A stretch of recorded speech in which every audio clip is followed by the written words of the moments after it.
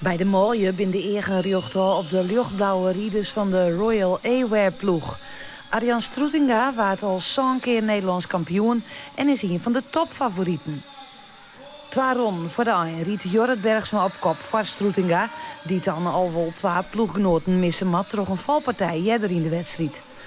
Deun achter Bergsma en Stroetinga zitten de ploegen van OK en AB Vakwerk, maar hadden sprinters Sjoerd en Hertog en Gary Heckman.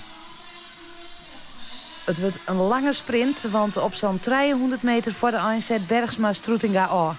Heckman riet in het green en komt boetenom.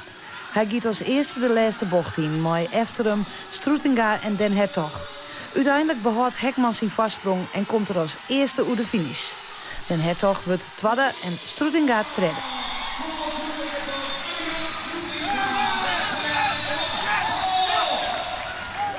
Ik moet nog een keer bijna onderuit en dan sinds we het zien plakken we waarom als we naar voren rijden. En dan mist gewoon krijg ik de scherpte voor de finale.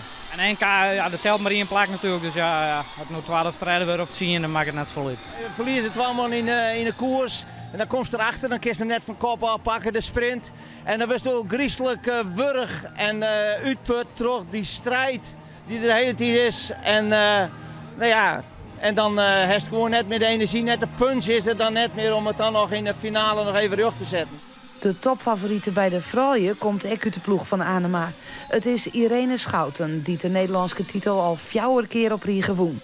Dit zou haar 5e kampioenschap willen kennen, maar Manon Kamminga van de A6.nl ploeg wil daar een stokje voor stekken.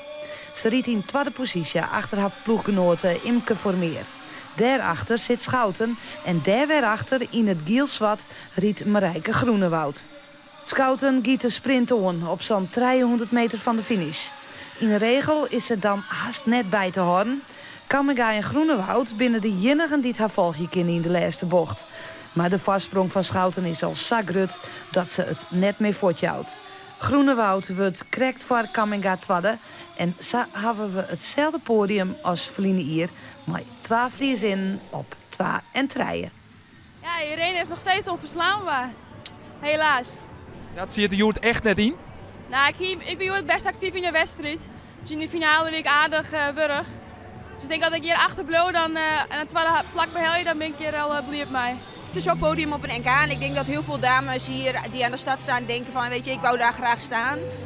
Maar voor mij is dat misschien wel wat anders. Ja, tuurlijk. Dat podium heb ik gezien en ik wil heel graag een titel winnen. Er zijn 2 NK's geweest in de afgelopen week. We hebben er nog eentje dit jaar, dus we gaan gewoon weer daarvoor.